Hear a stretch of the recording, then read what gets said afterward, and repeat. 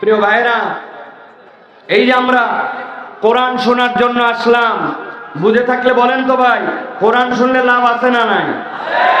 হয়নি, বুঝে বলতে হবে আপনাদেরকে ঠান্ডা মাথায়। কোরআন শুনলে লাভ আছে না নাই? যেই লাভ আছে বললেন, এই লাভ কি কম না বেশি? যেইটা বললেন আছে, যেইটা বললেন বেশি, এইটা কি বুঝে না না বুঝে? জি না, অধিকাংশই দেখবেন এখনই যদি একজন ধরি ভাই চিল্লায় বলছেন বুঝে, কি বুঝে আপনি বুঝছেন যে এত লাভ আর এত বেশি? বলবে হুজুর আমি বলিনি। আছে না এই পার্টির লোক ভাই?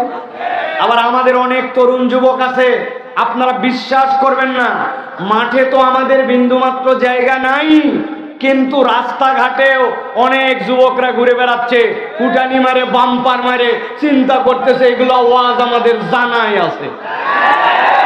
আছে না ভাই? ওদেরকে ঠাসে ধরে যদি জিজ্ঞাসা করেন এই গোসলের ফরজ কয়টা, পিক আপ নিয়ে বলবে কমন পড়ছে। কয়টা? বলে 3টা। বলে কি ঠিক করে বল? বলছে হুজুর জানা আছে লুঙ্গি, বদনা, গামছা। এই পার্টির লোক নাই ভাই? বিরাট ভাব, জামা কাপড় চলাফেরা দেখলে মনে হবে দুনিয়ার সব জানে, কিন্তু মুরব্বীরে ঠাইসে ধরতে নাই। মুরব্বী নামাজের ভিতরে কয় ফরজ আর বাইরে কয় ফরজ? বলছে ইমাম সাহেব জানে। ইমাম সাহেব জানলে আপনার কি লাভ? আপনি জানেন কিনা? বলতেছে তোর আব্বার বিয়ে খাইছে আমি, বেয়াদবি করতেছিস আমার সাথে। আছে কিনা ভাই?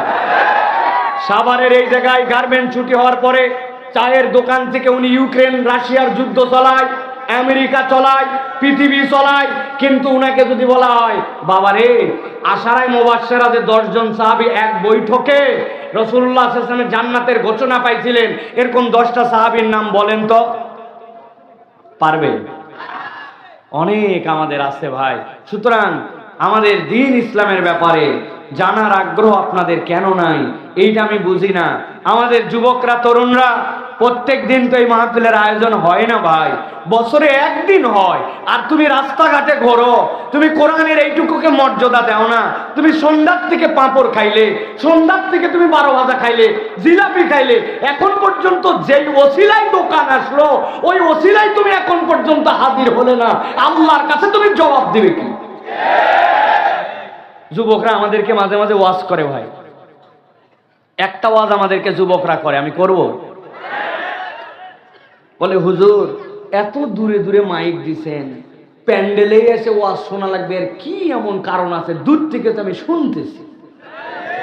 আছে না ভাই? ওয়াজটা ভালো না ভাই? ভালো, ওয়াজ ভালো, কিন্তু দেখেন এই ভালোর সাথে আমার যুক্তির সাথে আপনার যুক্তি মেলে কিনা। এই যে মোবাইল, এই মোবাইলে আমরা 2 ভাবে ইন্টারনেট ব্যবহার করি। কয়ভাবে? একটা হচ্ছে ওয়াইফাই ডাটা, আর একটা হচ্ছে সেলফ ডাটা। কি ডাটা? ওই যে ওই মুরব্বী দাড়ি পাকা মহ করতেছে, উনার কি এই ফোন? যুবকরা বলো ডাটা কয় ধরনের? একটা ওয়াইফাই আর একটা সেলফ ডাটা। এখন আপনার বাড়িতে একটা ওয়াইফাই রাউটার আছে, ওই রাউটারের পাসওয়ার্ড আপনার জানা আছে, আপনার মোবাইল যেটা ওই মোবাইলের সাথে ওটার কানেকশন করা আছে, কিন্তু আপনি আপনার বাড়ির থেকে যে গার্মেন্টসে, যে প্রতিষ্ঠানে, যে জায়গায় জব করেন ওইটার দূরত্ব হচ্ছে আধা কিলোমিটার, ওটার দূরত্ব হচ্ছে 1 কিলোমিটার।